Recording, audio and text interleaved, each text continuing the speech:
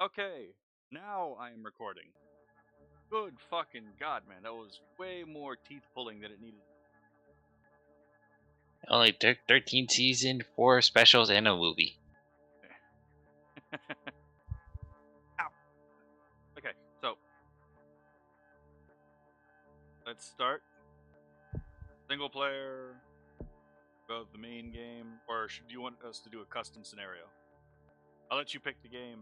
We can start yapping. Uh, I say let's go with. Let's just go with main games for now. That way Okay. we don't really. Oh, excuse me. Oh yeah, You're excused. I forgot to one day finish the fucking Planet of the Apes version. We'll go with bacteria. Let's see.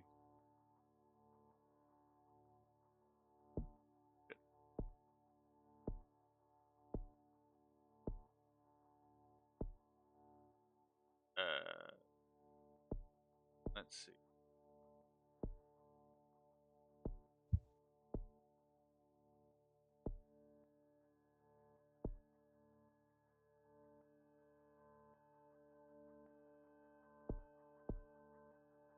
Ow. Let's see. Parasite, just 'cause I prefer that. Done in there. And now will be time to make Bender B. Rodriguez proud. Kill all humans. Kill all humans.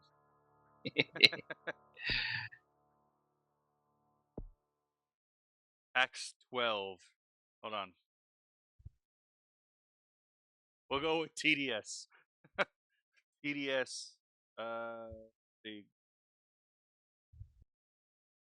TDS 19. There we go. There's about as close to a politics joke I think I can get away with on the first stream. Okay. Okay. Where are we starting?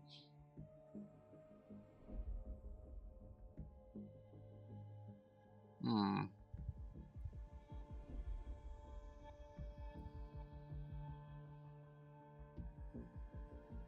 Uh, let's start with Africa.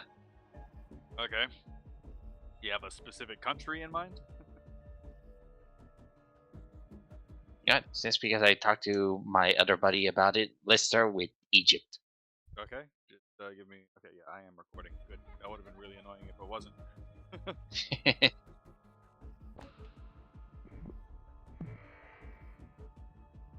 All right. TDS 19 begins in Egypt. All right. So, what should we yap about? I do think that we should probably at least talk a little bit about what the primary subject matter is going to be for this channel, which is mostly probably Gnosticism, at least in the beginning. Well, that's true. So, is there anything besides the whole recent, the thing that never happened twice recently, that you want to talk about? Also, before that, I'm looking at the visual on the screen, and you might want to shrink down my mine. Okay, hold on. Well, luckily, that pauses it. Okay. Oh, yeah, fair enough. Hold on. Let me down to my size. What you about? This may not have been the best game to do this with. Also, hold on. I just realized. Is the game taking up the full screen in the stream? Yes. Okay, so it's just looking weird on my end.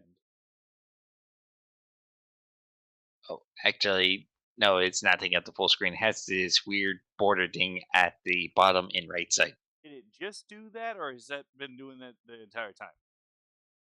It's been doing that the entire time. I just didn't really full pay attention until now. Okay, then that means I gotta increase scale. What the fuck? Oh, I have the wrong window. Ah, Oh,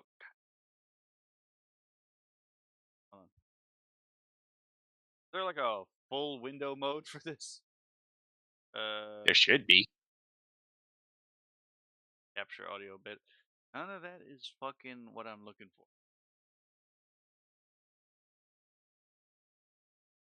Cancel. Oh, hold on. I think I figured out what the problem is. That was not the problem. I hate this program so much. Don't worry, I'm sure it hates you too. I can't even. Oh my god.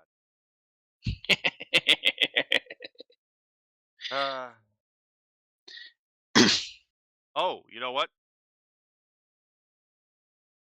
What's up? There we go. Is that about center?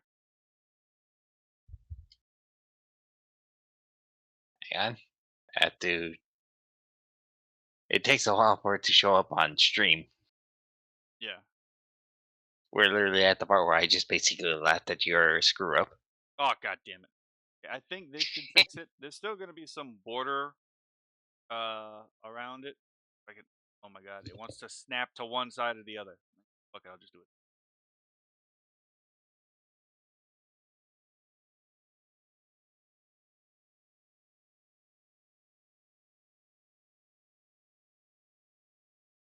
We are hitting a Larry Curly Moe shut the hell up moment. Yeah, Okay. it's weird. It's like, yeah, Has your avatar changed size yet? no. What the fuck is going on? Yeah. I'm gonna have to pull you up on my phone because I do not see what is going on my end.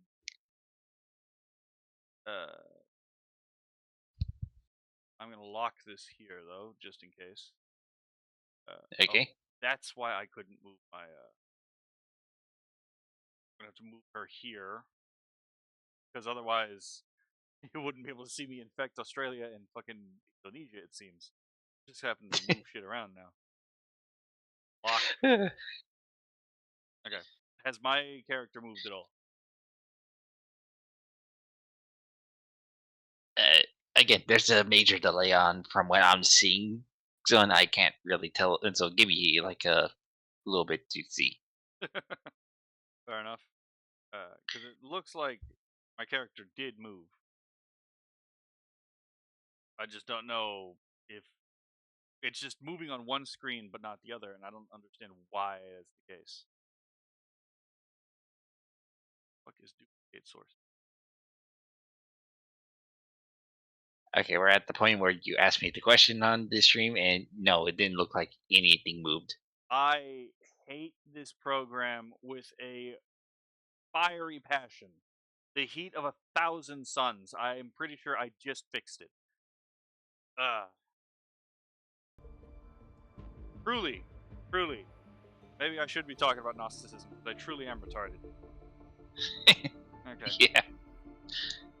Okay, so it looks like that you did fix the size of my character, and it kind of looks like you fixed almost everything. It's just that your character, for some reason, a little bit closer to the center than before.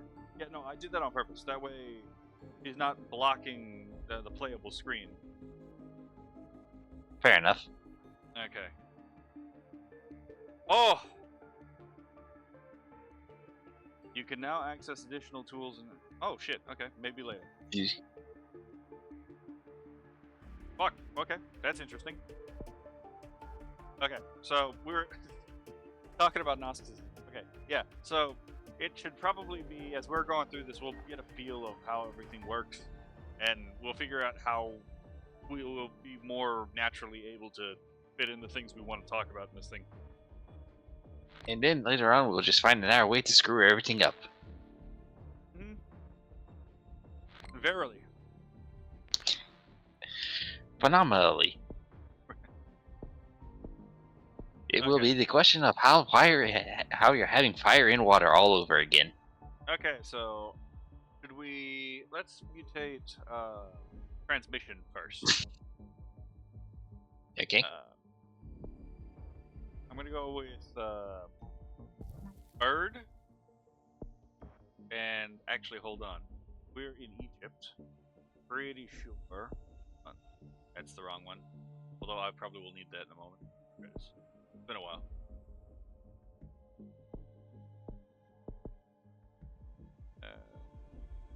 Yep, okay.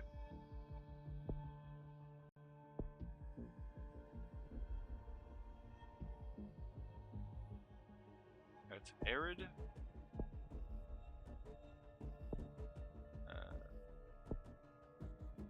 Distant for the time being.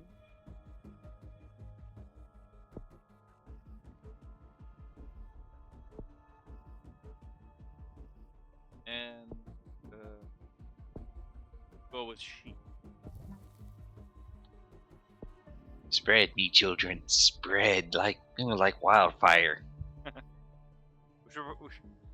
We could have called this COVID-20 and done virus mode. Although if we did that, we'll have to choose a different location to begin. Right. Once again, it was a damn Chinese wet market. Yep. So, again, is there anything that catches your eye in like media or in current events? Again, besides the thing that doesn't happen that happened again after happening recently already. It was funny because you and me were possibly talking about that, and then like Kirsha had a new stream up where she talked about it in the news. It's like, oh great, it's happening again.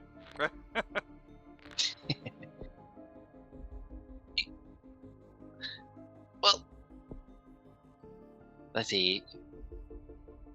There's just a lot to talk about when it comes to these things, like trying to pick which thing to actually start up that doesn't really require context of another type of part of the subjecting is the question. I mean, yeah, that's fair.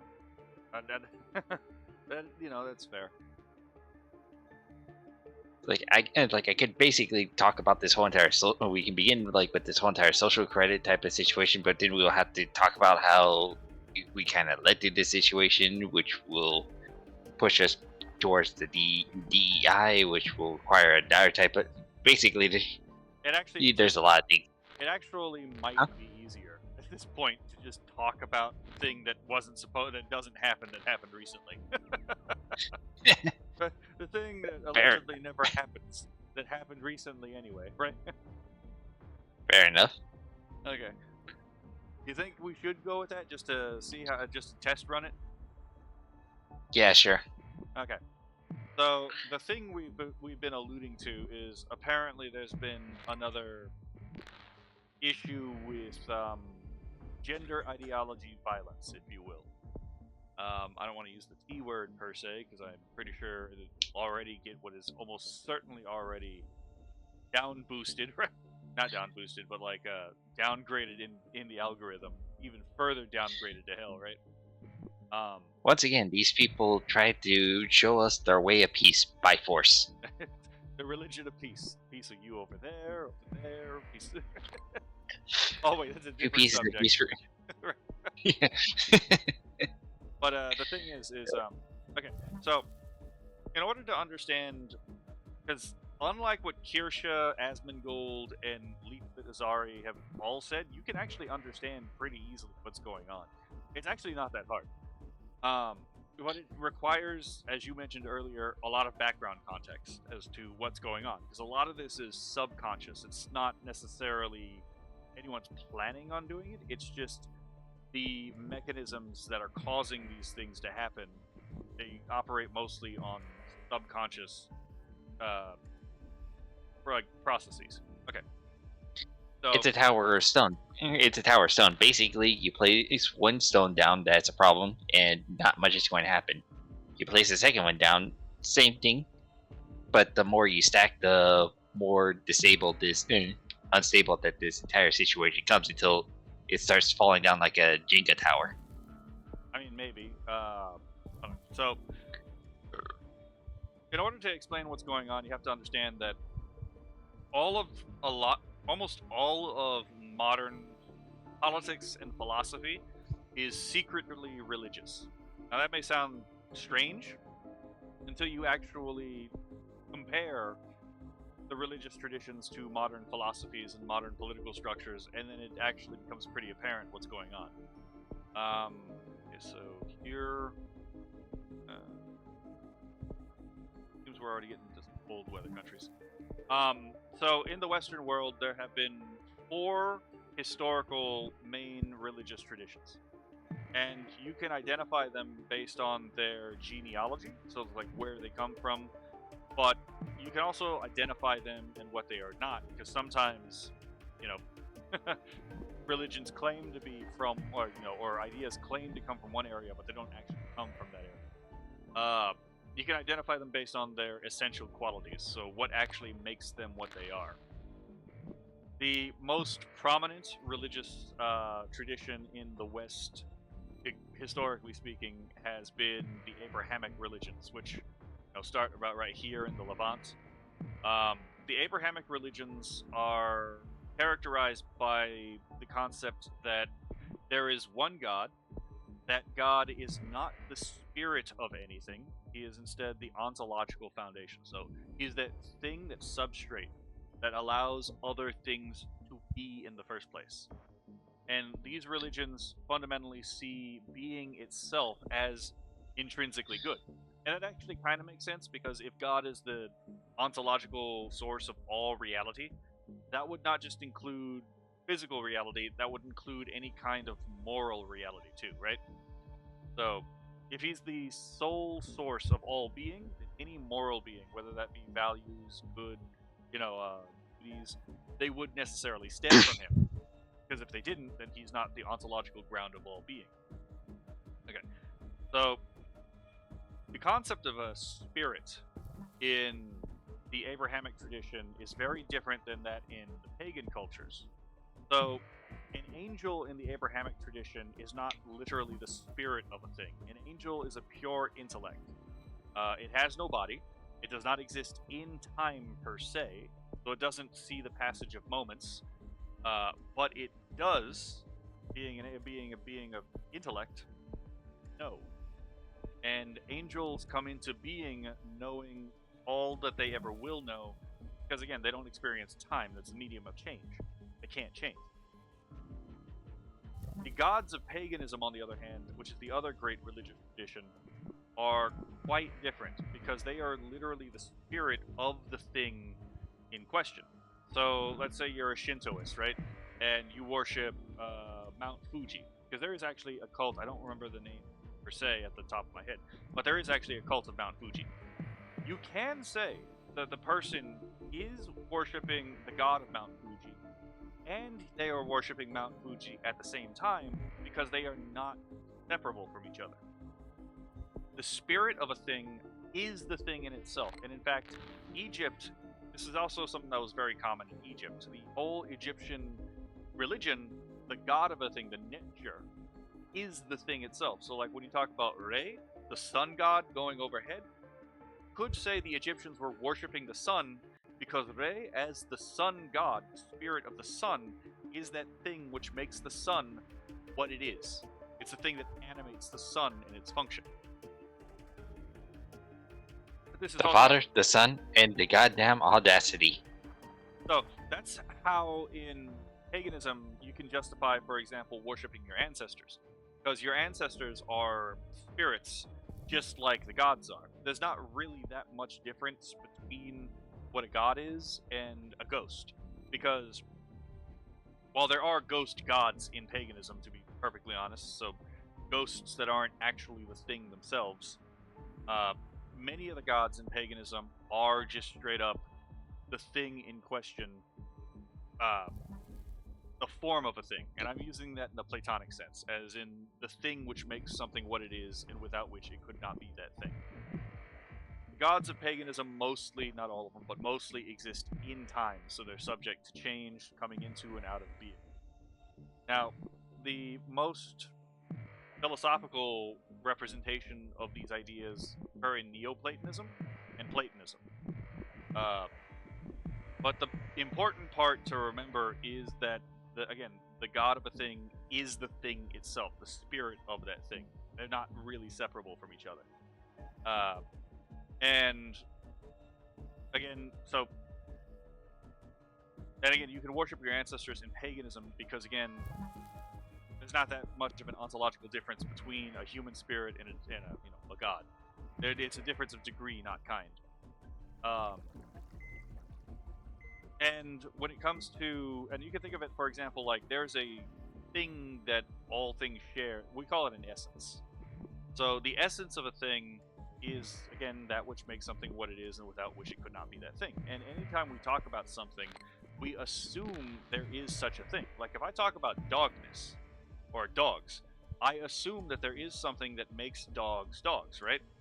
I mean, yeah, I would just be talking a lot of hot gas if that's the case, right? If that wasn't the case, like what the fuck am I talking about, right? Prove to me this ginger kid is not a dog. But so when we talk about anything in the sciences, we kind of assume an Aristotelian worldview, whether we know it or not. We assume that, again, in nature, there is something that makes a thing what it is, without which it could not be that thing. We call that a morphe in Aristotelian philosophy, a form. The Platonists called it an idea, which, like, form of the good, for example, that's an idea. It's where we get the word idealism from, by the way. And this is one area where I'm just going to clear up this term now, even though it's not technically related to the things that we're talking about at the moment. But this tangent will make sense over in a bit. So, one term that everyone nowadays, especially, tends to get incorrect is the soul. The soul is not some kind of ethereal thing disconnected from the human body. The soul is, by definition, the animating principle of a body. So, the human soul, and this is actually how you can know reincarnation just doesn't work. Because it is an animating principle of a body. Not, and specifically, that body. So, the soul of, let's say John, right? The soul of John is the animating principle of his body. It's that thing that makes his body alive, without which it would not be alive. And because it's the animating principle of his body, his soul is distinct from the soul of Jane. And similarly, Jane's soul is different from that of John because they are two different bodies with two different animating principles unique to them. But they still share in that human nature, right? Like body, like mind, like soul. Well, I was going to say, because this is where we get into, like, again, whole concept of you can worship your ancestors in paganism. Because, yeah, there's a form of humanity, which is that thing which makes human beings human, without which we would not be human. And you could call that thing the form of the human, the god of humanity, literally the spirit that makes humans human. But each individual person has their own, by necessity, individual spirit, because each body has its own unique animating principle. So, that's a little bit of a tangent for explaining why pagan philosophies and religions worship their ancestors oftentimes, or specific peoples. But so those are the two main, those are the two big ones historically that people are aware of: is paganism, like the Indo-European religion, Greek religion, the Celtic religion, all of them, the Hinduism. But the Abrahamic religions are different in that they don't believe in this whole concept of form, or at least form as independent from the mind of God. And then you have the third major religious tradition, which is naturalism. Naturalism is just exactly that. There are no gods. There are no spirits. There is nothing that makes the thing essentially what it is. All that exists are atoms and the void, to use the whole old atomist conception. I'm about to get bodied. But, Yeah, you're missing a whole entire region there. Right? Once again, Greenland, like in Pandemic, is my enemy. Right? But, oh, excuse me. So You're not excused. So in the atheistic worldview, there are no gods. There is oftentimes no spirit that transcends the body after death. So those are the three main ones most people are aware of. And they reach all the way back to the beginning of recorded history. Yep, I got bodied. I have officially lost this game. But the fourth tradition is where it gets a little bit interesting. The fourth tradition is, it has no official name, and there are a couple of major sub-branches of the fourth tradition. Eric Vogelin called it Gnosticism, and I think the description is apt, even though from a more strict definition, historically speaking, Gnosticism is a sub-branch, but, Vogelin's terminology is also useful. Mostly because, again, it'll make sense why it's kind of hard to append a name to the moment. So, this Gnostic religion has at least three essential components. So we discussed the essential components of the Abrahamic, pagan, and naturalist religions. The main components of the Gnostic religions are three specific doctrines, and I'll get to that in just a moment.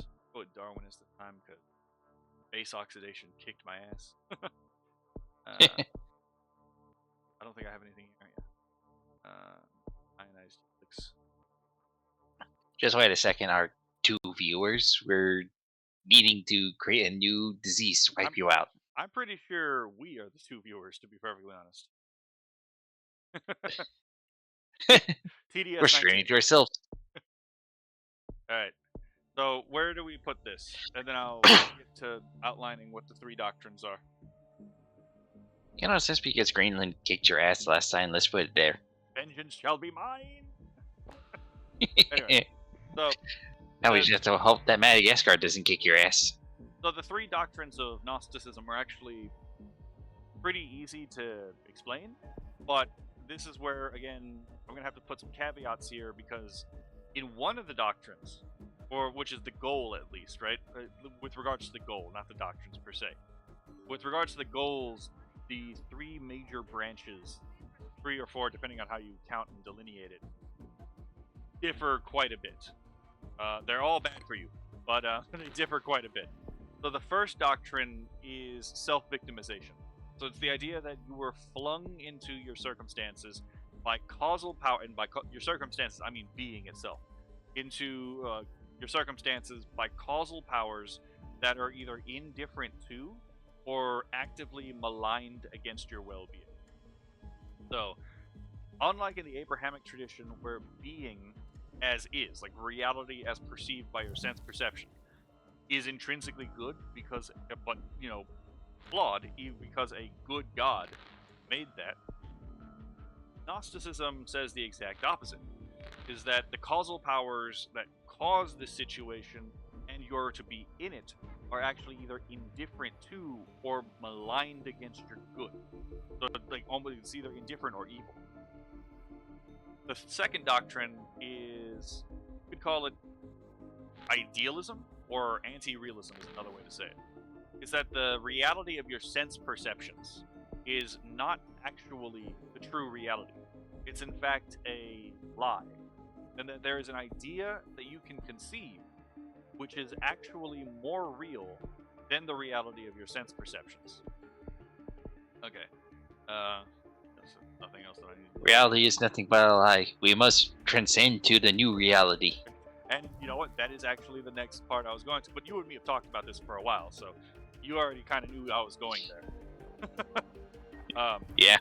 So the third doctrine is about how to escape. Or not necessarily how to escape, but that escape is possible. So, if it's true that the reality of your sense perception is actually one fake and gay, right? Reality is fake and gay. Who's at 11, right? And it turns out that this conception, this good idea in your head is the true reality. Then you can actually escape or overturn the false reality through recourse to the true idea. And so this is where the different branches come in. because in classic Gnosticism, things like Sethianism, Valentinianism, Basilidianism, Catharism, Manichaeanism, the goal is to escape reality. I mean, they'll say that they want to return to the true reality, but in reality, what's actually happening is they're trying to escape reality. Like, I genuinely don't believe that there is a good reason to take seriously the idea that properly functioning sense perceptions are completely deluding you as to reality. I just don't find any compelling evidence for that. And the reason why, Ironically, ironically, we are the ones who basically read a whole bunch of fiction from across the world, and we're kind of still grounded in reality. Well, these people fiction only on a surface level ever touch these things, and they're basically the furthest in from reality. Yeah, I mean, Collective Shout is a feminist group, and that's not a good sign, because feminism, in its very roots, if you ever actually get to reading the occult books of the first wave feminists, oh yeah, the Gnostic underpinnings are there from the beginning. But holy fuck, Greenland just like got tanked. It was not supposed to happen that fast. But yeah, so the whole goal of the classic Gnostics is to escape this world, because this world is evil, and to return to a greater world. I think the Manichaeans call that idea the father of light or something like that. Some really stupid cult sounding name. As you can tell, I'm not a big fan of Manichaeanism. But leave the two party, become the uniparty, become the uniman, but, the Uberman. The second major branch of this Gnosticism would be Hermeticism. Now, Hermeticism is different because there is this idea that it's not just you can escape this fake and gay reality, which, to be fair, that you can do that under Hermeticism. Like, the Hermetics don't say you can't do that. But the Hermetic idea is that the whole world can be brought into this new age. So it's like you can actually get all of mankind to leave this fake reality and return to this new reality. And you can see this in like Hegel, because Hegel was a Hermeticist. He pretended to be a Lutheran, but he was very clearly a Hermeticist. And you can see this in the very way he describes the unfolding of the absolute idea, which is basically his conception of God.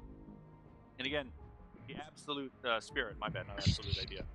So, the absolute spirit, in order to come to understand itself, has to see itself through the lens of another, which is already itself kind of iffy, because you're suggesting that God is actually imperfect in his very nature. You'll see that this is actually a common thing with Gnostics. So God does not understand himself fully. In order to understand himself fully, he needs to see himself through the eyes of another.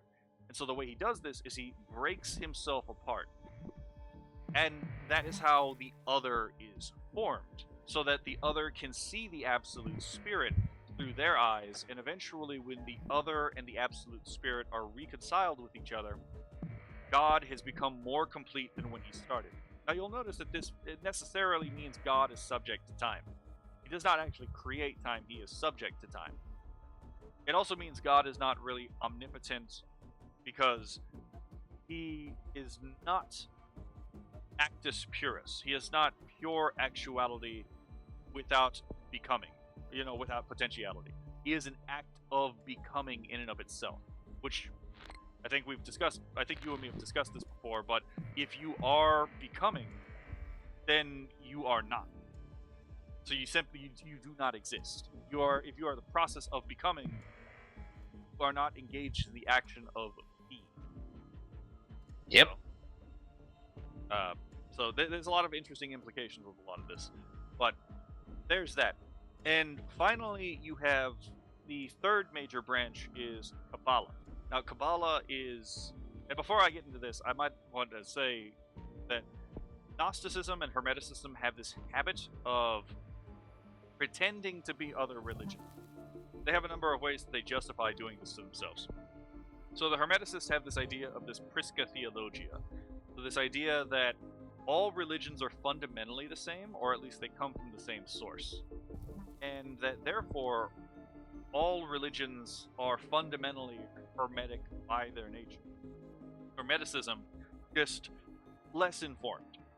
So, and with Gnosticism, they have a history of subverting the signs, symbols, and structures of other people in order to propagate themselves. So these groups are like a virus of the mind. Religion is not a virus of the mind. Gnosticism, on the other hand, actually does act like a virus. It will infiltrate belief systems, sneak in its little viral code, which are those three doctrines, under the mask of the language and structures and customs of the religion it's infecting, and then bad things happen as a consequence. Gnostics never produce anything good. Reminds me of a very specific German man with a funny brown coat. Well, I mean, all you have to do to know this is just read fucking Carl. I'm doing a comparison here. I know Rudolph Young. That's what it is. Yeah, just read Rudolph Young's book National Socialism, where he just outlines the whole National Socialist philosophy. It is just Gnosticism masked as German paganism. But what was I saying? Oh yeah. So historically speaking, you had, for example, in the Middle East with the rise of. Oh, let's start with Europe actually, and Eden. So you'll notice that there are a lot of Gnostic strains in Hinduism, but Hinduism isn't necessarily Gnostic itself. Like Dvaita philosophy is not Gnostic. It is a realist philosophy that has actually quite a bit of similarity to the Abrahamic religions. And that's mostly because the Abrahamic religions are themselves like from an monotheistic or ancient monotheistic line. They didn't come from polytheism adapting to a monotheistic framework. They were always monotheistic, and there was always a problem in the Abrahamic religions of syncretism with other polytheistic religions. So, it's always fascinated me that there is literally no real evidence that the Yahweh cult actually came from polytheism, and yet academics will oftentimes just fucking run with it. Anyway, what was I saying? Oh yeah. So Well, it's kind of like what you basically said. It's like people misinterpreted the meaning of specific words like spirit and just kind of equate that all these other cultures basically mean the exact same thing. Okay, so whether or not. So the issue with the meaning of the word spirit and the function of the word soul in the West is it is literally all Rene Descartes' fault. Rene Descartes is the one who came up with substance dualism, in specific with like the fucking what was it called, the idea of substance, which by the way he didn't use the word correctly either, so substance got fucking redefined incorrectly because of him too. The whole idea that reality was comprised of two substances, really substrates, and these were totally, completely distinct from each other. They had no shared properties. They had no real interconnection with each other. They just magically worked as a thing to interface with each other. These two were matter and mind. And then the soul was equated as pure mind, whereas the body was just dead matter that was animated by some magic principle that was somehow related to the soul, but not really explained in Rene Descartes' metaphysics. But this is where the whole I always knew I was dead on the inside. Well, yeah, because like if you are actually just this immaterial soul, right? Then your body is just a useful machine, even if it's a good machine, a well-functioning machine. If you are actually just a ghost, then your body is not you. You are actually just a ghost in a machine. If you are your leave your body, Seymour. Leave your body.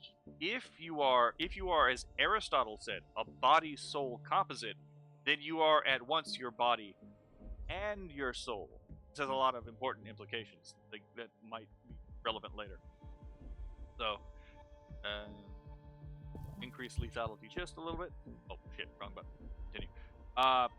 Okay, so where did we leave off with that? We were talking about what? Basically, the Yeah, change. right before you talked about the changing of the meaning of the word spirit. Yeah. So what Well, I think I wasn't planning on going on a whole tension on that. I was just basically using that as an example. Okay, fair enough. But where specifically were we before we got into that?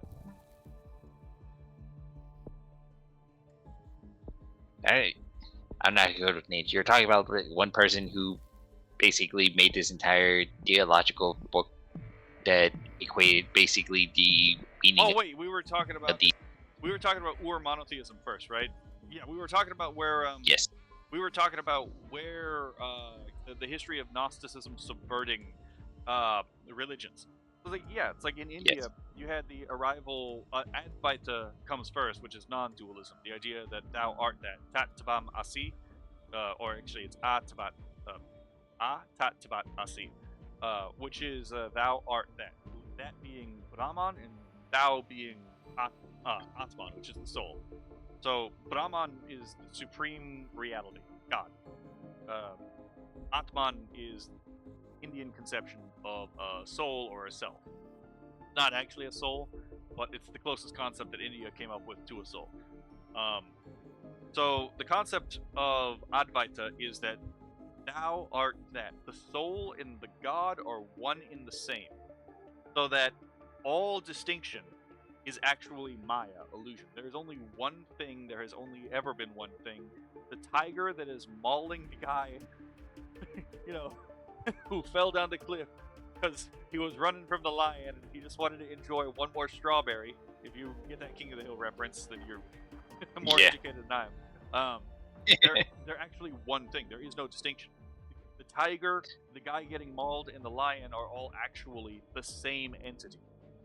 Which is obviously. Also, did you pause the game? Yeah, I did. Which is. Fair enough. Which is fucking stupid, by the way. Like, this is obviously not true. Like, there's obviously real distinction in the world. And this is why almost immediately after Advaita comes up, you have the Dvaitins come up. The Dvaitins say, no, thou art not that. That God is absolutely distinct from the Atman. Self and God are not the same.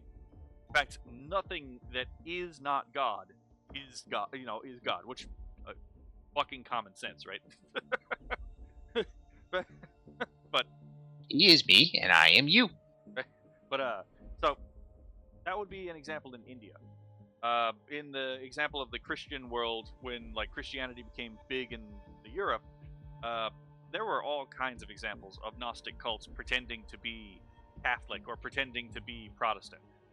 Good examples of like Gnostic religions that parasited off of the Catholic Church. It became their own thing. It's not like they hid inside the Catholic Church. Sometimes they do, sometimes they don't. But like again, the Valentinians, the Basilidians, the Sethians, all of those groups. And then when Protestantism comes up, you have, for example, Hegelianism is the one I'm going to go to most often because that's been the most disastrous example of Gnosticism pretending to be Protestant when it's actually definitely objectively not. Not to say that there aren't some Gnostic underpinnings to specific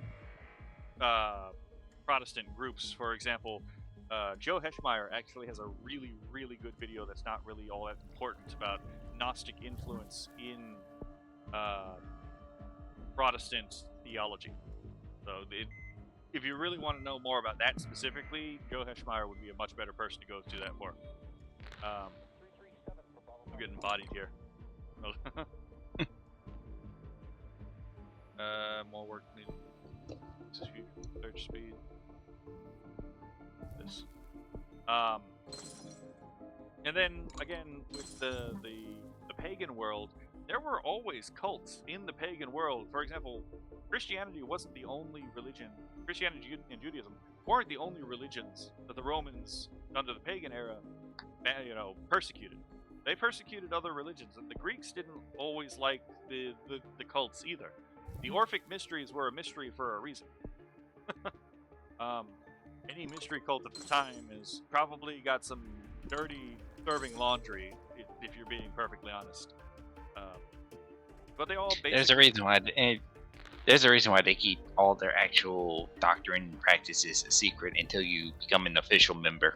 Yeah, unironically, a lot of times with a lot of these ancient cults, there was effectively a blackmail, like initiation ritual, where it's like the only way you would get in is if you participated in an initiation ritual, which they could use blackmail material, ensuring you can't leave the cult. So that is a thing that did happen and still does happen. What do you think Little Saint James the island was used for? Or at least I think it was used for. Maybe I'm wrong, but I highly suspect that's what that was for. Anyway, so yeah, but and so it does this all the time in the modern era. After the modern era, at post Enlightenment, you had these Gnostic religions pretend to be atheistic. For example, you had or at least naturalistic. You had the cult of reason, which was, a deistic Gnostic religion. You had the Marxism is very, very suspiciously parallels Gnostic ideology, religion. Uh, we could talk about that later, but so this is the thing that happened, and yeah, it did happen in Judaism too. Kabbalah is not Jewish. Well, I mean, it is Jewish ethnically, but it's not Jewish theologically.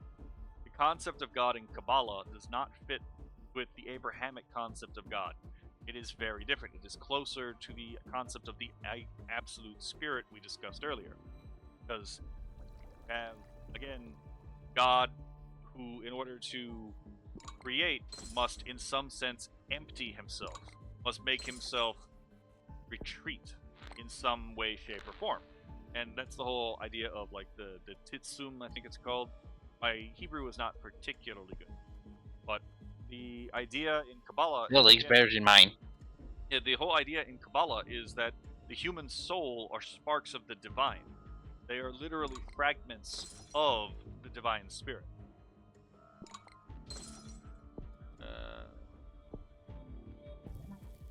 See if I can run down the clock here. What is this? Ooh, random mutation. I can definitely use that. Yeah. Okay. So, here we go. So, where are we going with this? So those are, I guess, the main branches. What was I thinking about? Fuck, I lost my place. Oh yeah. So the most important part now, for our concern now, is Gnosticism in the modern day, because most Gnostic ideologies nowadays come specifically from Hegel and Marx, and Hegel both take their influence from Gnostic, Hermetic, and Kabbalistic sources. So it would be. I kind of want to go on a tangent about Marx, because it will help to make sense of why these why some of this violence from a particular community might have happened. Not to, but from. Man, So, anyone who's looking back at this blog will be confused on all of the tangents we've been going on. right. So, yeah. I mean, this is completely off the cuff. So, but Sure. so with the whole concept of Marxism, you have this idea of, like, Marx himself On the Jewish Question. He calls the God of the Jews money. Granted, it's a rhetorical tool, but this is kind of important regardless. So he does say that the God of the Jew is money, and the religion of the Jew is huckstering. Now that's important because the God of the Jews, the God of the Christians, is the same entity.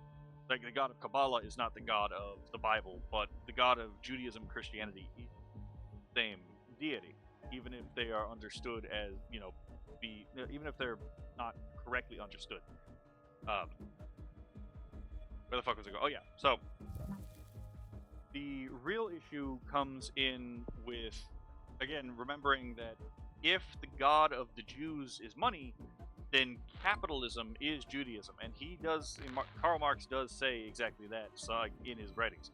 He does identify Judaism itself with capitalism. But that's important because it helps to give the ideological framing of the worldview of the Marxist. Because if the God of the Jews is money, then, and if property, the invention of property, is original sin that estranges man from himself, then this God of the Jews is actually a demon. He is not actually God, because he creates a false reality to trap the soul of man. He is a demiurgos from the Gnostic conception. Now, it's important to note that demiurge does not always mean a false creator. Like, Orthodox Christians will call their god the demiurgos, because it just means creator and maker. So, the two are not necessarily the same thing. You can actually, if the real God is the God who created the material world, then the demiurge is the true God. But if he created the creator of the world is actually a false creator, then the demiurge is a false god. So you got to be a little careful when you use these terms sometimes, because they do actually have generalities with them. And it doesn't help the fact that a lot of people just try to muddy up the meaning of all these words. Yeah. But if the God of the Jews is a demiurge, if he is a demon and not actually God, then you could make the argument, and this is what does go on, I think, is subtextually in the head, even if they don't use the exact language, I think functionally what's going on in the brains of a lot of people is that the people who adore that God are therefore necessarily demon worshippers, because again, that God is functionally a demon, even if he's not actually a spirit out there, with an intellect. But it's kind of interesting because one thing that was pointed out to me is that obviously a lot of times allegories in philosophical manuscripts have multiple functions, right? They oftentimes serve to teach multiple lessons. And one thing that was pointed out to me was, who are the people in Plato's cave? Who are the actual cage holders? Who are the people who are actually, manipulating the puppets to create their shadow world that people are bound and chained to? Well, and people wonder why it's so hard to get into these philosophical type of studies. I mean, it's easy. It's just a lot of roundabout, and my brain is going at 1,000 beats a minute. So, Yeah. I'm currently just trying to yap. To be perfectly honest, I'm probably yapping too fast. That very well might be the case. But the thing is that Plato's cave does function as a bit of an allegory for how cults work. It's kind of funny because, like, the sophists and the rhetoricians were two groups of people that were almost certainly in this particular allegory being targeted because of how they actually operate. So a sophist is someone who uses bad philosophy in order to argue a point, but they do so intentionally. A rhetorician, I hate that word. I'm about to Scooby-Doo. A rhetorician is someone... Alexa, look. A rhetorician is someone who uses rhetoric, literally the manipulation of language, in order to change someone's perception. And this is kind of important because all of this is basically magic. Like, when you go to a magic show, the whole point of a magic show is that the magician will manipulate your sense perception to create a false perception that you can then, for a moment, kayfabe to be true. Like, we all know it's fake and it's all trickery, but it doesn't make it any less entertaining, right? The fact that they were able to pull off that illusion is itself entertaining enough to merit, the being impressed. But the issue is that a magician has the decency to tell you that his work is bullshit. He may not tell you how he does the bullshit, but he has the decency to tell you that what he's doing is complete horseshit. But it's entertaining. That magician got my vote. Right? But that's not how what I'm going to call wizards work. Wizards, sorcerers, whichever one you want to say, it doesn't fucking matter. It's just a term I'm going to use. The magic isn't really about waving your hands or waving a wand around, and then all of a sudden something in the causal world happens that doesn't have any obviously connected causal relationship with anything else other than the words or the signs you're using, right? You're not gonna go out there and suddenly force push, a door, a car. Um, rather, what Bippy boppy boop, you're now gay. Rather, what things like grimoires and sorcerers do is they change signs in the symbols in your head to change your perception of reality. It's the manipulation of informational units in order to change your outlook to a false one. Except again, they don't have the dignity of telling you they're doing this. So you can see this all the time. Like Vosh is a very good example of someone who uses rhetoric for the purpose of bullshit, to be perfectly honest. You can find groups that are actively engaged in sophistry, but oftentimes nowadays, sophistry and rhetoric are very closely intertwined. The third thing that is often used is con epistemology. Now, when you say, for example, a con man, what we mean is a confidence man. A con man is someone who uses his confidence in what he's doing, or his projection of confidence, as a sort of epistemological tool, in order to try to convince you with sheer charisma that what he's saying is trustworthy. And Never trust man trying to sell you a bridge. And you can use all three of these tools to radically change how a person understands the world around them. And by changing their understanding, you change their standing with the world itself and around them. Obviously, you take someone who has a good life and you convince them that their life is actually terrible, it's going to change the actual quality of their life because their whole understanding of the quality of their life has changed. You haven't actually done anything to affect their physical, their material conditions necessarily. You have just changed the content of the information in there. So my job is done here, but you didn't do a thing. Goodbye. So, and this is kind of important because this is what a lot of modern ideologies do. They just manipulate information in your head. They don't actually do anything real, except for oftentimes ruin people's lives by, but one of the ways to do this is, what's some good examples? So the dialectic is the textbook example I would go to of just straight up witchcraft or sorcery, if you will. By the way, this is actually how grimoires work. Grimoires historically were not meant to teach you how to summon demons.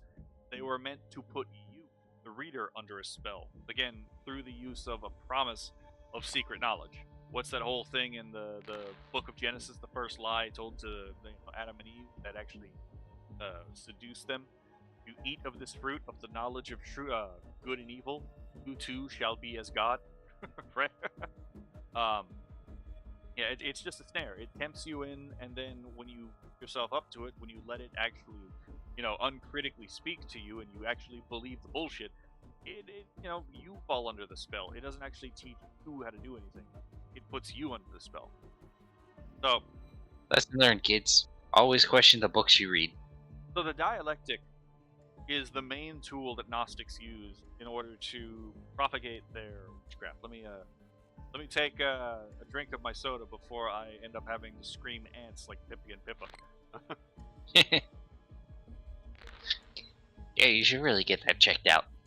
Right? The ants are my friends. Right? I'm kidding. But okay. So the way the dialectic works is not the way that people will oftentimes tell you it works.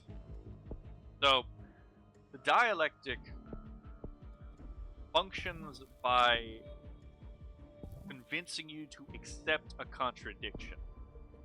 Now, a contradiction is by definition just a self-refutation. It is a simultaneous acceptance of yes and no in the same respect at the same time. But dialecticians are not stupid.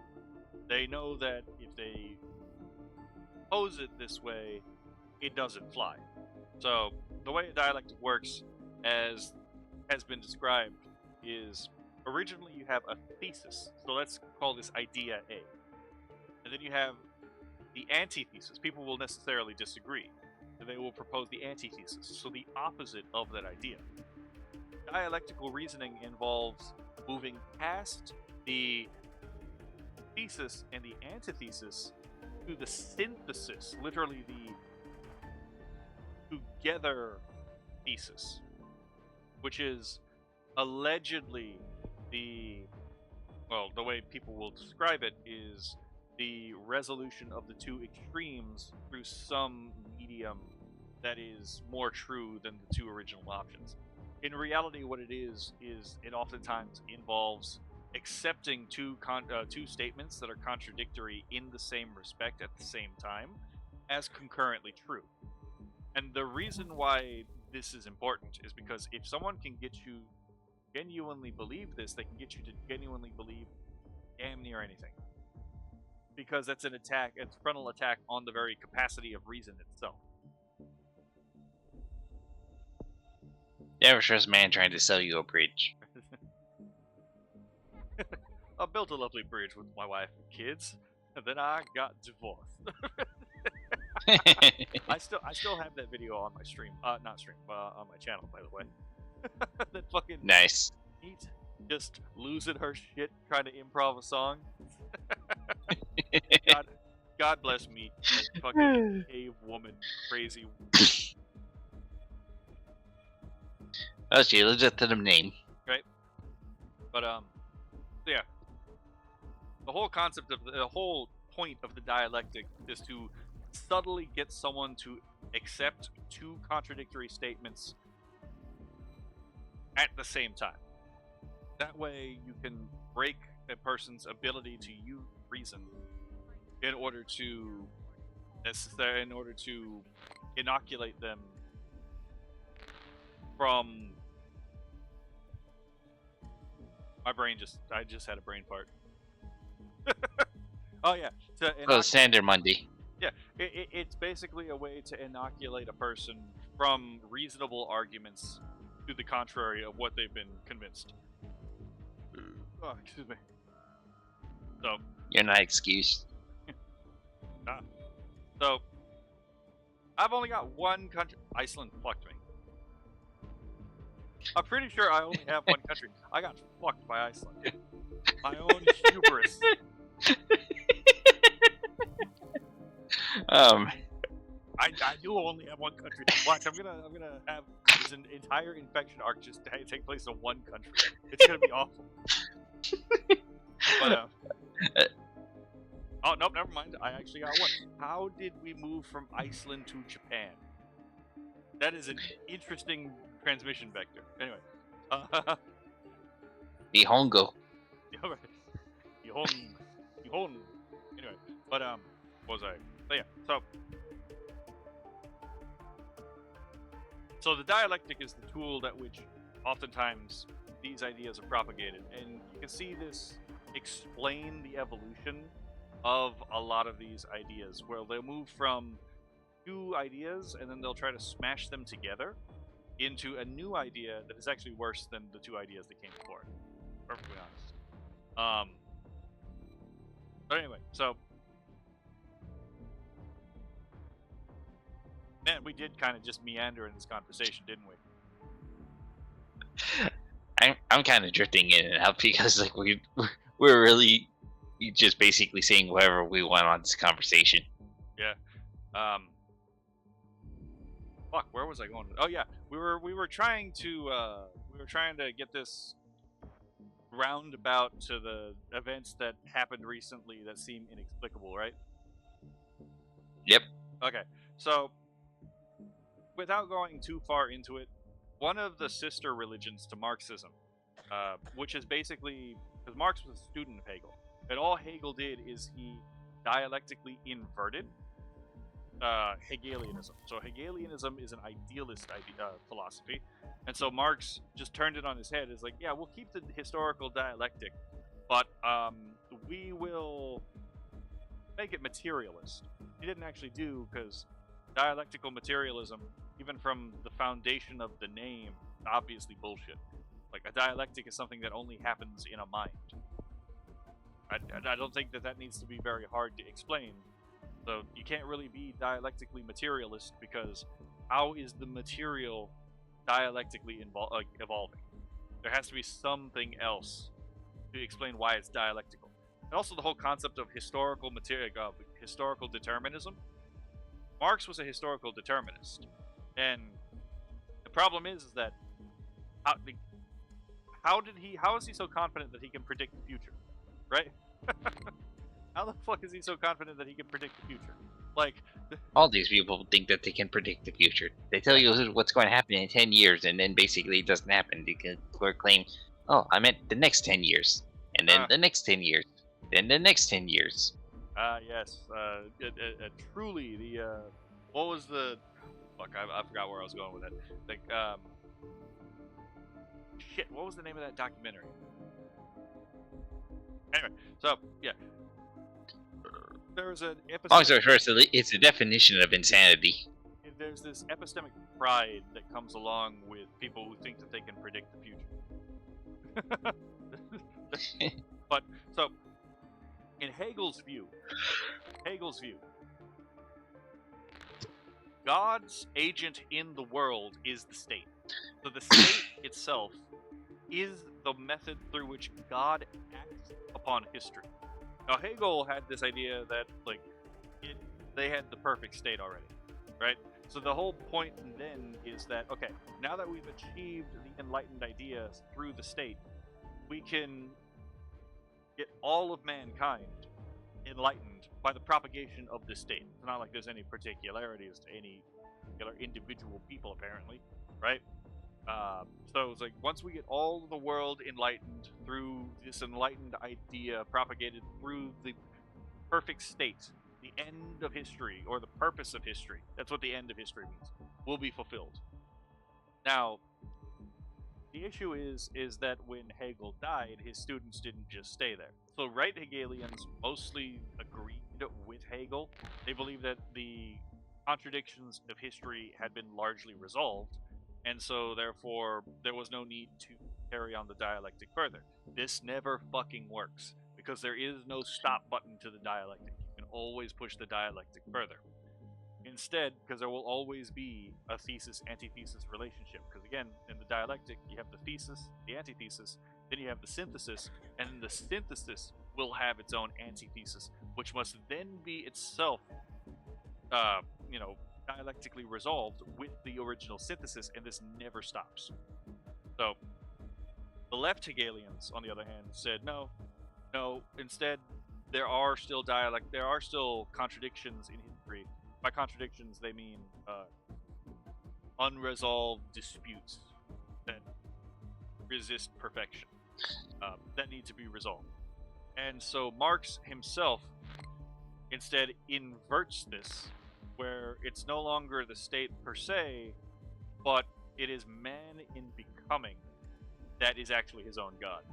In order for man to be truly free, according to the Marxist conception, man must, in a sense, be creator of his own species being. Now, those are Marx's own words, and that's kind of an interesting description, because the reign of man is over. We should now begin the reign of man too. Electric Boogaloo. Because a species is what something is, and then being is that it is.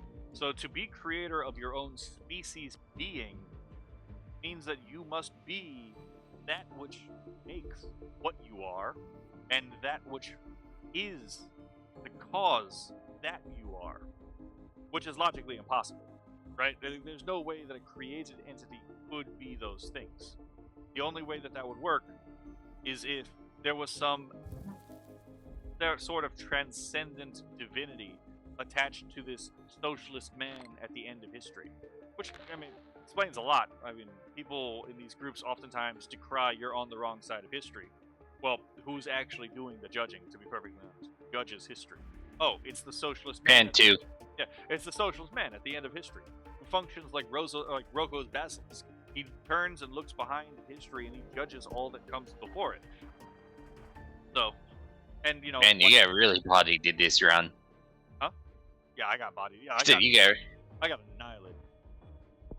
But what was it going? Oh yeah, but this isn't all that particularly different from Hegel's view, because both of these worldviews believe that history uses and then discards people. Like, people aren't necessarily valuable in and of themselves; they are tools by which history progresses the dialectic. On the right Hegelian side, left Hegelians are, mostly with Marx, but the right Hegelianism does pop up on occasion too. Like, again, Giovanni Gentile, the guy who's responsible for the invention of fascism. His entire ideology is predicated, and this is the important part, because I'm about to bring these two together: fascism and Marxism. Um, this is important because in Giovanni Gentile's worldview isn't arbitrary. He's not just power for the sake of power. His entire thing is, again, Hegel. He is a right Hegelian. Except instead of the state being the agent of God in the world, the state is God. Because Gentile was an actual idealist. He believed that reality itself was the co-construction of human consciousness, all human consciousness. And so, therefore, the state just being all of the people is, in a very real sense, God. Because if all of man is actually just fragments of the divine, then that which composes or is composed of all man is himself, or itself, God. Does that make sense? Not really, but I can understand. I'm talking about his reasoning, not like, does it make sense in reality? Does it make sense to the mind of someone? I know you and me know it's bullshit. Let me put it this way: I have a bridge to sell them. Okay. So the thing is and this actually explains a lot of things, because like the whole formulation of nothing outside the state, nothing against the state, nothing. I don't remember the exact formulation, but it was nothing outside, nothing against, and nothing. I don't remember what the third formulation. But if the state is literally God, then that actually makes sense. You don't necessarily have to consider anything outside of the state, because if the state is God, and God is all of the collective, then the collective has authority over everything, personal and impersonal. I am not looking forward to how much money you need to spend to get government to work functionally. But okay. So now that we've established that, so again, it's important to understand that Gentile believes that the human mind, in collective, actually creates the world around us. We are co-generating reality. Reality does not precede us, as it does in paganism, in naturalism, and in Abrahamic religions. It literally, the consciousness of man precedes the being of the world around us. And the reason I went on these two tangents about Marxism and fascism is because modern queer theory, the trans movement, is, and I'm talking trans ideology, like the not Blair White, for example, not well-adjusted trans people, but the ideologically motivated trans people. Because let's be fair, ideology is just religion disguised as not religion, right? So a lot of these things are religion disguised as non-religion. let's try to pull these threads together. I might have to do another one where I got a little bit more organized notes and not trying to do two things at once. I think this is our third attempt at streaming, and we ended up like this. And I'm pretty sure we're fitting into the definition of insanity. But I mean, to be fair, the last two times we just bullshit. But anyway, back to the subject that I was trying to. And we're not doing that now. Yeah. Well, fair enough. Anyway, so back to what I was trying to get to explain why the two things happened recently. That the two things that don't ever happen, but happened recently nevertheless. So we have to remember, again, the core doctrines of Gnosticism. So you have this entire group of people, this gender movement, the idea that you can literally self-identify. Holy shit, that exploded. I was about to suggest that you you try a different run, but then boom, America. Right? Hold on, I gotta see if any of these are effective. That's just, oh, whoa, that exploded. Right? This one, that one gives me more effectivity or infectivity. But so in this trans ideological worldview, which is a closet religion, let's be perfectly honest, you have this idea that you are born in the wrong body, and that your body is actually the thing that's disordered, not your perception of your body. Which means that the idea precedes in a very real sense. And in fact, it's not your mind that is confused and must be brought into accordance with an external reality. The external reality must be brought into accordance with the idea, because the idea is, in a sense, more real than your sense perception. Again, this is why the whole idea of, gender affirming care, of becoming angry when you misgender let's be perfectly honest, a murderer. When you misgender a murderer, some people get really fucking mad, but this is precisely why. Because it turns out this gender idea is this new Gnostic salvific idea by which they believe in this group of, not all of them obviously, but the ideologically motivated, believe that they can further towards the end of history, the purpose of history, of man becoming himself as his own creator. Because, My gender is not caring. My pronouns are F and U. well, again, you actually bring up a good point. It's like they can make up pronouns irrespective of whether or not it actually makes any sense in the language, right? They can make up, they can rename themselves. Naming is actually a really powerful, culturally significant act. Who gives someone their name? Someone with authority over them. So, for example, parents oftentimes, because they have natural authority over their children, are the ones who give the children their name. Makes perfect sense. A king can rename a person because he has rightful authority over that person. Again, that makes intrinsic sense. God can rename someone because he has authority over them. And God, oftentimes, in order to signify a change in role in history, renames people in religious texts. And again, that makes intrinsic sense. But in this case, people oftentimes change their own name to signify a change in their essential character.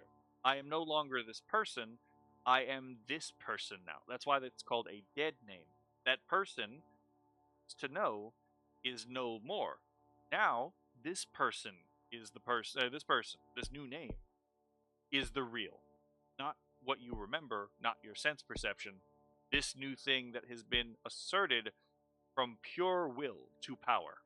Because that's all it is. It's the imposition of your own will through the power of rhetoric, sophistry, and confidence, and oftentimes force, let's be perfectly honest, over reality. Your will into power. Joke's on them. I'm a necromancer. I'm raising the dead. But does that not seem to at all bear some kind of resemblance to the idea of man as his creator of his own species being? It kind of seems like a Yep. move in that direction, doesn't it? And Yeah. again, remember when we were talking about Giovanni Gentile? This whole idea of like, again, I'm not actually my body, I am a soul. And since I am my soul, if my soul is incongruent with my body is wrong. Because I'm not my body, I am my soul. So I must bring the bodily aspect, the external aspect, to correspond with what I desire internally. This very obvious, I think it's very obvious this seems like an idealistic point of view. Again, where the reality of the sense perception is actually fake and gay, and therefore you have to move on and force reality to conform to your ideas. Do you think I'm off base with that, or do you think that's more or less what's going on? If it ain't your body, it ain't your choice anymore. Well, what- like, yeah, I mean, I guess you're right. If I'm getting arrested for saying she instead of he, I guess it isn't my body, my choice anymore, right?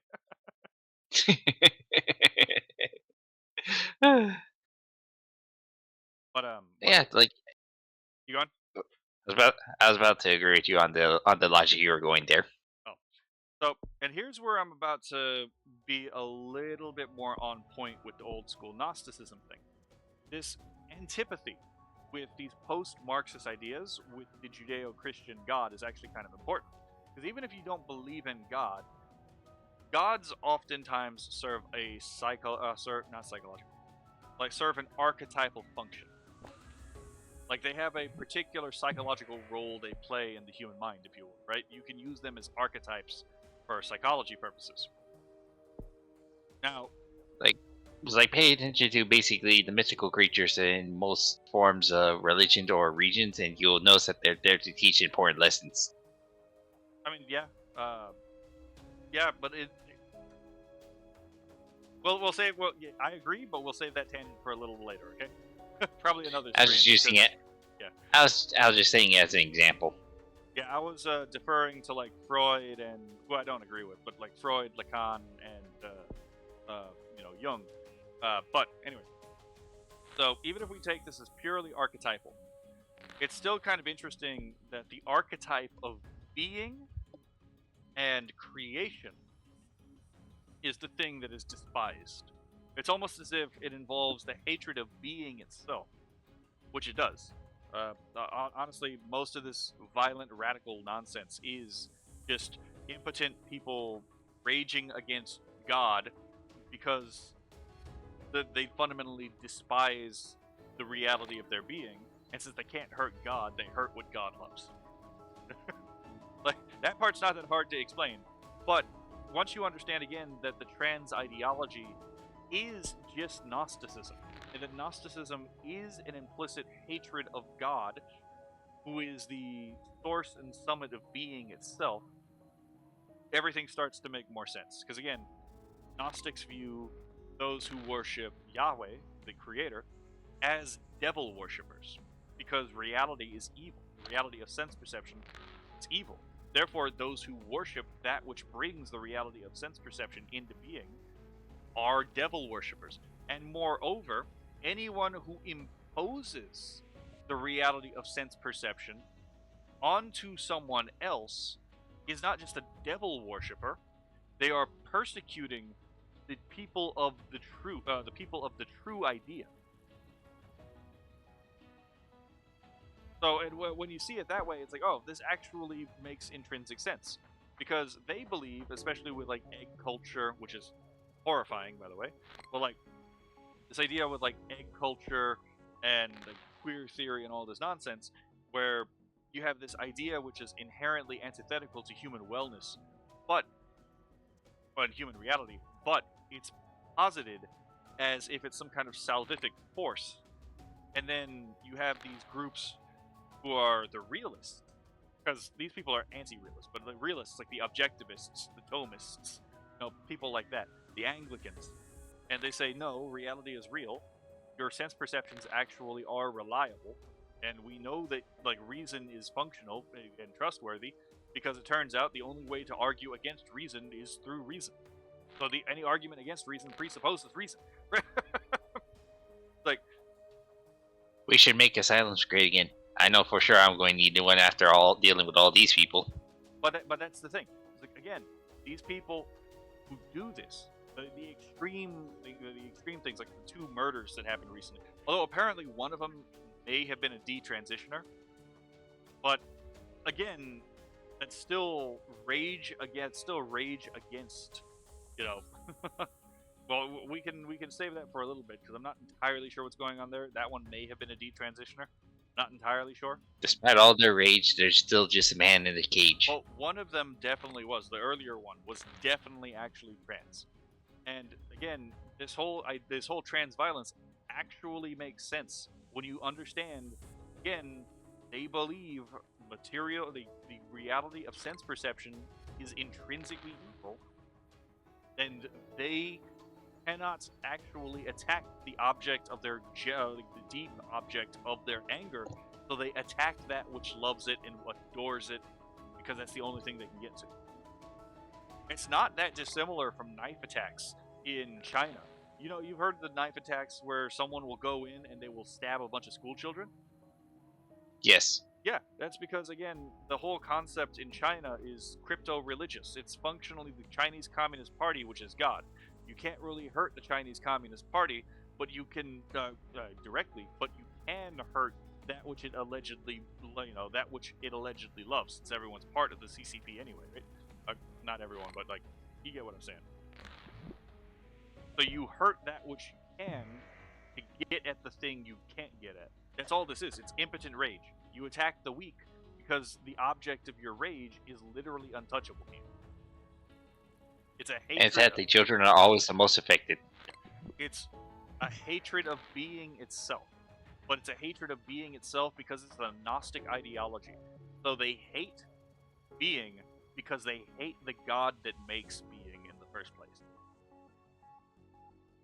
I think that that's what's going on with a lot of this stuff. I don't think it's necessarily people are thinking it out that deeply, but I do think subconsciously this is actually what's going on. That this is a fundamentally Gnostic idea, and that Gnosticism has this implicit hatred of being as the sense perception, the reality of the world of sense perception, which is what God created. And since they hate God, they necessarily hate that which loves and adores that God. And this is why you saw, I think, a lot of really disgusting tweets in like Blue Sky posts come out after that, especially that first attack happened. Where it's like, oh, I get it. Again, I do think it is ultimately crypto-religious. Yeah, it's like I don't care which side of the political spectrum you're on. If you basically agreeing with what he wrote on the magazines, for especially the one about the kids, like we're never going to basically be on good terms. Yeah, I mean, again, monsters are there are monsters out there, real evil people, but I disagree with what Asmongold and Leaflet and Kirsha have been saying. I actually do think you can understand these people without justifying it. I think you actually can understand madness from a reasonable standpoint, and it actually makes sense. But in order to do that, you have to understand where the ideas come from, because oftentimes the ideas come with thick concepts. The names change, but all of these are thick concepts that come with a lot of baggage and internal structures that interlock with each other, even when the names change. That's my point. So, and I do think that, especially, I think Asmongold doesn't want to acknowledge that this is a ultimately religious problem, because it would imply that human beings are ultimately religious animals. That even when we try to move away from religion, oftentimes we're just sneaking religious ideas into an outwardly non-religious framework. Because again, you have a divine judge in fucking Marxism. You have the whole idea of original sin with the production of property, estranging us from our Edenic state in, the Garden of Eden, which is just primitive communism. Again, you have the idea of man as his own creator of his own species being, and socialist man, which is just the resolution of the absolute spirit at the end of time. None of this is all that particularly like out there. This is all just religious ideas borrowed and adapted and with words changed, but it's still religion, and it's a very specific religion. It's like all these people and beliefs sound scary, and people don't want to understand them because they fear it. But then they come across those people who do actually understand these things. In which case, their own beliefs become their biggest weakness. Well, I don't know if that I mean, I do think some people that's the case, but I think a lot of it is also just there's a lot of work you have to put in to show the genealogy of Gnosticism in like throughout history, and no one really wants to believe that this is giant secret religious religion that most people have never heard of, but a huge number of people actually practice, many of which you actually know. Even the practitioners of the religion may not necessarily realize that they're practicing a religion different than what they think they do. Like, people who practice liberation theology, they don't think that they're not Catholic most of the time. Most of the time, they think that they are Catholic, even though liberation theology is, break it down, actually just is just a Marxist subversion of Catholic theology. That's all it is. It is not actually compatible with Catholicism. What I was basically saying is that there's a reason why these people have to keep their beliefs shrouded in shadows. Yeah, but okay, so an interesting thing too, and this will be our last game, and then we'll end the stream. Is that good with you? Yeah. I think we yapped for a long enough time to at least get a feel for this. So, the thing. None of it in a coherent tangent either. Right? Well, we did kind of just meander. So, one thing that definitely would be important to keep in mind is polylogism. Now, most people are not going to know what the hell polylogism means, and to be perfectly honest, fair fucking enough, right? But I already have trouble with names to begin with. But polylogism is the worldview that different groups can have different underlying cognitive structures. Now, what that means is that literally different groups cannot actually think in the same way.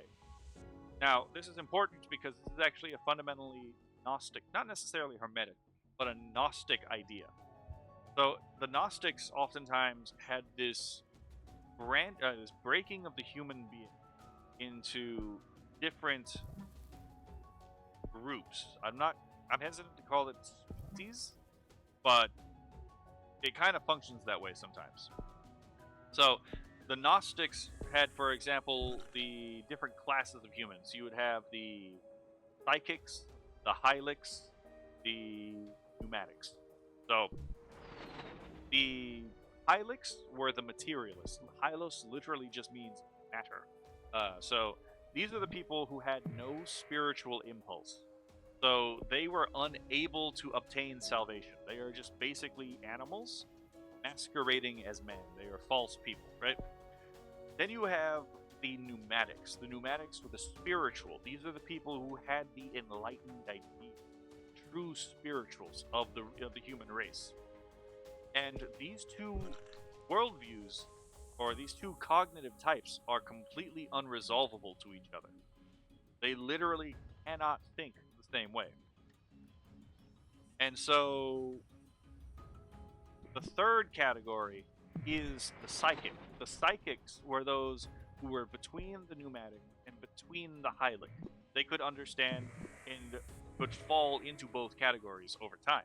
They could obtain salvation like the pneumatics, but they could also fall into spiritual desolation like the hylics.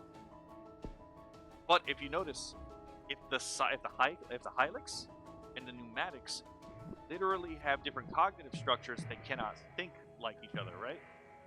And if you can't understand how each other think, there's no point for dialogue, because you literally cannot understand each other.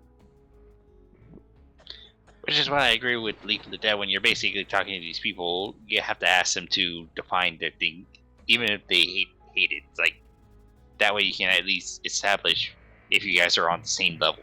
Yes, I mean, Leaflet has a very good point there, because, again, that she's trying to avoid rhetoric. Rhetoric, the manipulation of language itself. You know? Yeah. So, and that's good, because she's actually paying attention there. But a good example of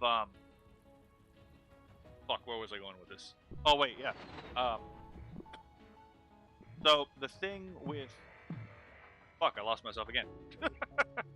You can't blame that one on me. Yeah, I really can't blame that one on you.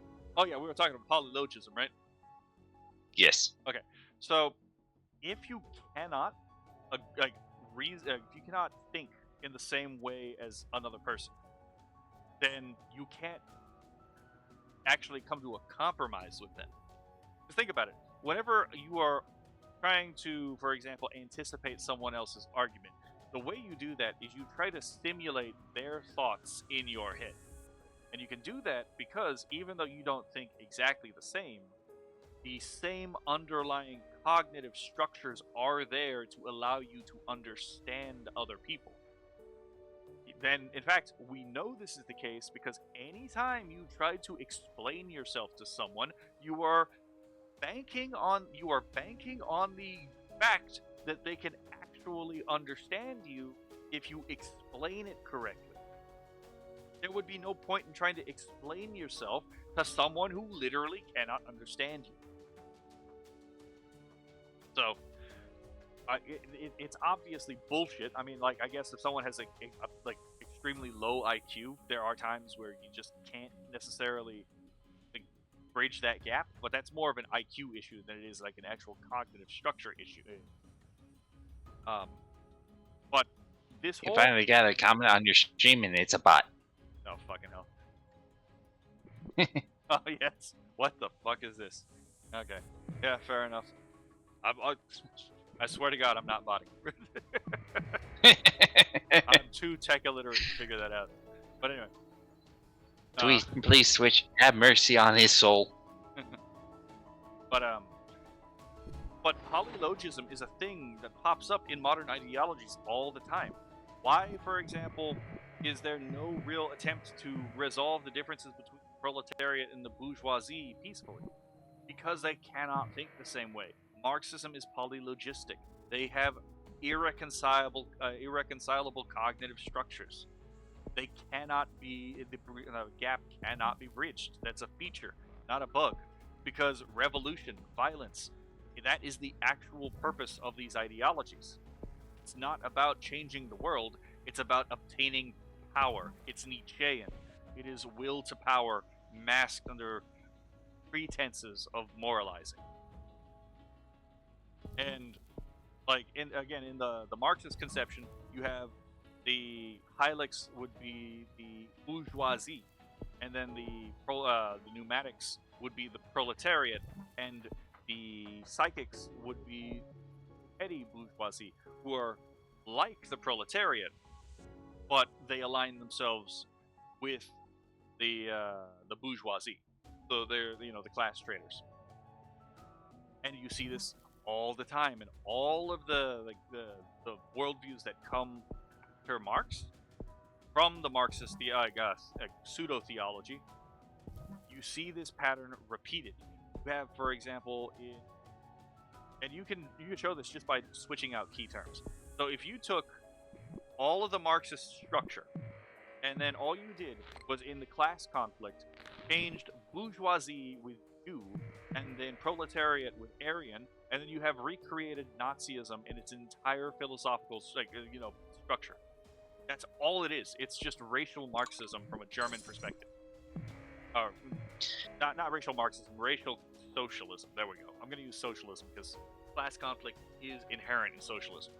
But then you want to create feminism? That's actually pretty easy too. All you have to do is change proletariat with women or female, and then change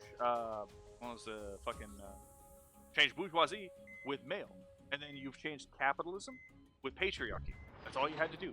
All you had to do is switch out some words, and you get the exact same ideology. You want to do the same thing with queer theory? Queer theory is clever because it actually changes what exactly its foundational concerns are, like the words itself. But queer theory is about heteronormativity being, that's the word they used to use, but it's really about normativity. Normativity and the abnormal or the queer. That's what queer means. The queer means strange, and that's why they picked it. Queer theory is about the theory of the strangeness. So that's all it is. And they always assume this polylogistic concept. And you can tell this because the way that they tend to place specific classes as if they're an enlightened group. It's like in the ancient Gnostic sects, you had Gnosis, you had Jnana, which is what they call it in Jainism. You had things like the Enlightenment literally is, the Enlightenment, right? We have truly hit the enlightened idea. But in the case of, oh, excuse me. Oh, that I hurt. need to refind it, but I need to refind it. But if I had an entire folder of quotes, it might have been on my older laptop, that I would tell these people to see if they would agree to what the quote says or not, and then right after that, just inform them that it came from a very specific German man with a funny mustache. And the reason why I did that, and yes, it did make a bunch of people mad. I had quotes from him, but the whole entire reason I have that entire folder is to point out how very similar these people's ideals and plans are basically to this specific dude. Yeah. And again, it's because nothing he really had was original. Like, if you just took German ideas and concepts, like world ice theory is just Gunungagapper. That is just the Gunungagap. That's all it is. The whole concept of death in battle is just, or the love of death in battle is just a callback to the Einherjar. The whole concept of the Übermensch in Nazi philosophy is just a rehash of the Alfheim, of the elves. The deified ancestors. Hell, fucking, if you actually look up Wilhelm von Stuck, I actually did this at the con, where I told one of the guys I was talking to, look up Wilhelm von Stuck's painting The Wild Hunt.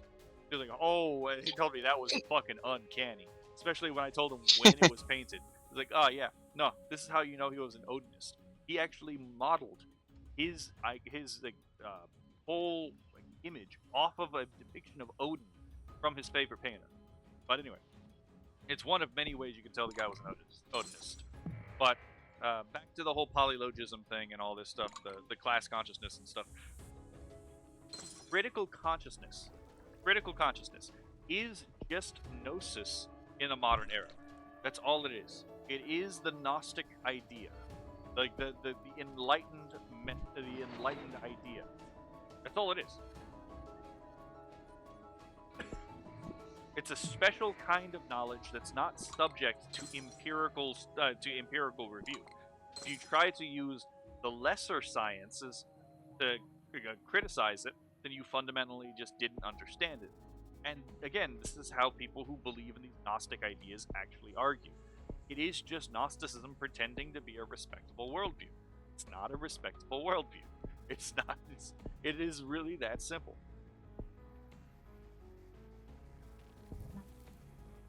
Oh, I got backed into a corner.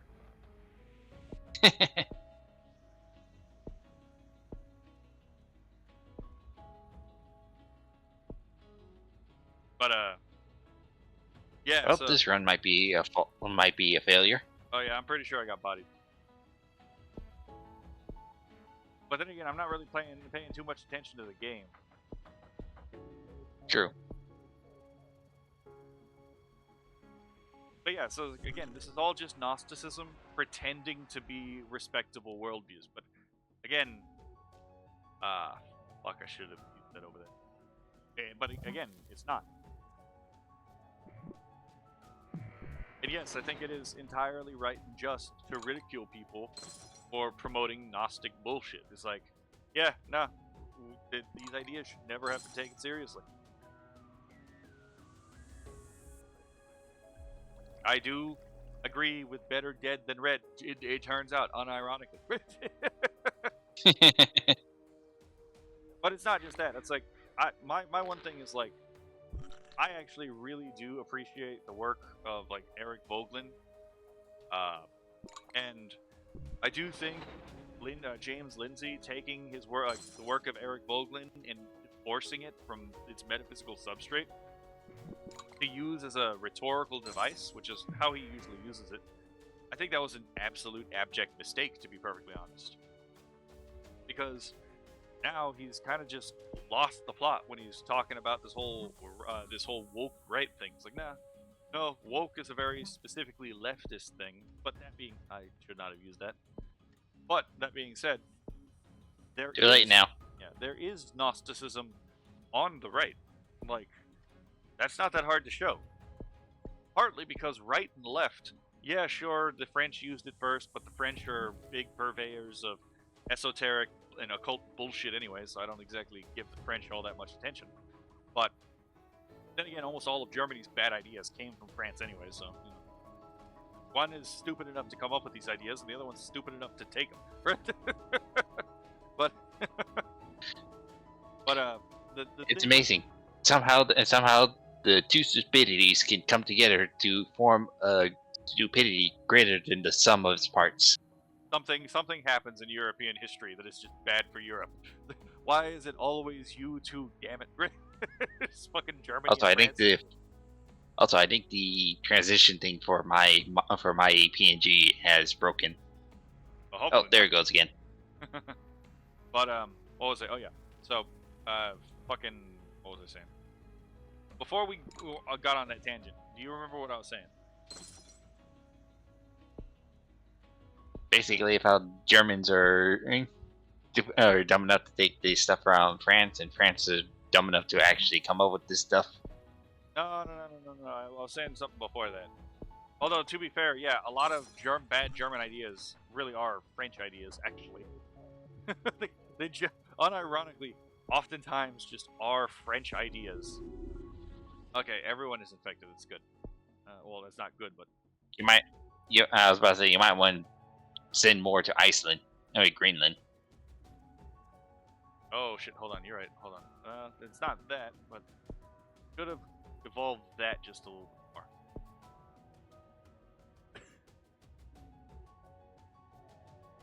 But yeah. So it's like I just fundamentally disagree with like Asmongold and Kirsha and Leaflet Azari.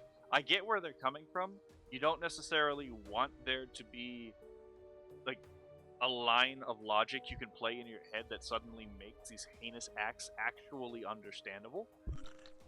But the fact of the matter is that doesn't actually stop it from just not being the case.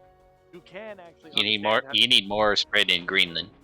I know. Well, I've got 4. Now I have 55, but I had 4 a moment ago in Iceland. Yeah, I disagree with them in their saying that you can't understand these people. Oh, you can. You can understand these people. Remember, or do you remember back when I was going to the army? Oh, not when I was going. Do you remember back when I was in the army and like I called before the Paris truck attacks started happening that like the way that the Islamic attacks in Europe were going to progress was truck attacks? Yes. Yeah, it's because it turns out it wasn't that hard to figure out. Like, if you understood the motivations of these people and, like, what their worldview was, you could have easily figured that out. And I wasn't the only one who called it either. There were other people who knew that this was going to progress to truck attacks. Because it turns out, if your goal is to, because you think you're going to get, you know, rewarded in paradise by, you know, Allah, and the way that you're going to do that is you get yourself martyred for his cause, then you're going to want to try to maximize the impact while minimizing your risk of being stopped. And the easiest way to do that, well, guess what that turned out to be. It wasn't that fucking hard. Jesus, there's a thing that we have that has a cause, and then there's effect. I can't put my finger on what it is called. It's almost as if evil people aren't necessarily stupid, they're just evil. It's like, if you're just evil and not smart, you're not going to get far. But if you're evil and smart, then you're basically a danger. Oh shit! Alright, that took out the United States apparently. How is China still up? Oh wait, I hit the wrong button. How's China? It's Russia. Just immediately dismissed for that one accident, right? Like the fuck. It's the commentary equivalent of minor spelling mistake in the tweet. just the elf smiling in the light as he's fucking obliterated, right? Duck, you autocorrect.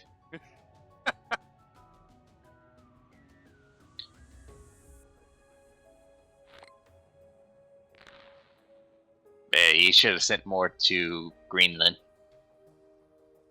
I mean, yeah, fair enough. Iceland didn't get hit at all. Holy shit, look at this. It's so small it still reads as 100% healthy.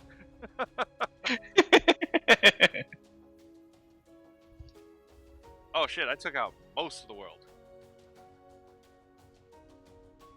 They all... Oh, wait, you have to be kidding me. They actually just straight up, like, the infected just died before they could infect anyone else. Yeah, that's what I was saying. Damn it. Yeah, fair enough. My pride, my hubris got to me. What was this thing about there potentially being cause effects and something that correlates to the two? Yeah, but again, it's like that. Predicting that the Paris truck attacks were going to happen wasn't. Couldn't say the day or the time or how long it was going to happen, but the fact that truck attacks were going to start happening at that time was pretty fucking obvious. Because like anyone like that's kind of important to being able to like intercept something like this from happening. Kinda have to know what are the things that predispose someone to doing something, and what those evil predisposing beliefs promote. Wow, I bodied myself. And yeah, and I wish that there was more people who are willing to understand. It's like you may not believe what they believe or fully understand, And granted, and you or shouldn't believe. believe what they believe, because what they believe is evil. Yeah. It turns out let me not all, rephrase it. it turns out not all religions are made the same, right? Yeah. Okay, let me rephrase it. It's like I wish there was more people who understand. You don't have to believe these people, but you have to understand where their train of logic is going. Yeah. All right. Well, I think we've done enough with Trump derangement syndrome in this stream. Look at all these Yep. TDSs. Only one of them actually worked, right? Yeah. Thank you, the two viewers here who are just probably just both of us. Yeah. All right. Oh, I mean, we were just here having a lark. I mean, maybe one day someone will look through this video and be like, "These people are fucking retarded," and then maybe they'll be right. Maybe they'll be right, but maybe we're right. There's only two options. They'll look through this video and go, "These people are fucking stupid," or, "Man, I must be stupid. I don't understand a single thing they're saying." Oh. There's no in between. Well, I mean, I did kind of just jump around everywhere, so. But then again, yeah, we'll get the hang of this eventually. No one who does this gets it right the first time. It's going to be a lot of trial and error, but that's why we're trying to. That's why you and me are going to set up a schedule. That way we can just keep at it. Plus, this was fun. Whenever that'll be. Yeah. Plus, I'm pretty sure you'll agree this was fun anyway. Yeah. Yeah. So, if nothing else, we'll at least have fun. So. All right. That's true. All right. I'm ending the stream. Okay. Neither of us got anything for an outro, so we're just gonna end. So long, get lost. All I gotta say is queers for Palestine are dumbasses. So what's new? But that's just because it's a literal contradiction with the Marxist thing again, the dialectic. It's like yes, again. That was a rhetorical question. Oh yeah. I'm just saying it's like another example of an ideology. It's like very clearly a religion that is supplanting the real for the idea. It's like yes, all the oppressed people will will be on board. It's like no, it turns out not all the oppressed people allegedly in the category of oppressed actually agree with each other. Some of them will absolutely go after you if they get the chance, and you don't necessarily want to be in that one. That being said, Man, we've gone on so many tangents. We somehow got on tangent on getting off stream. right? That being said, just to be clear, I don't really care about the war. I don't really care about I don't really care about the war in the Middle East. Like I genuinely do not. It's not my problem. So with that, and hopefully I have maybe pissed off one one progressive who maybe will just sit through this. Uh, yeah, I guess y'all have a lovely day. And they probably left like 5 minutes into the conversation. Oh yeah, there's no fucking way that they stayed all the way here. Yeah. All right, I'm ending the stream now. So long, get lost.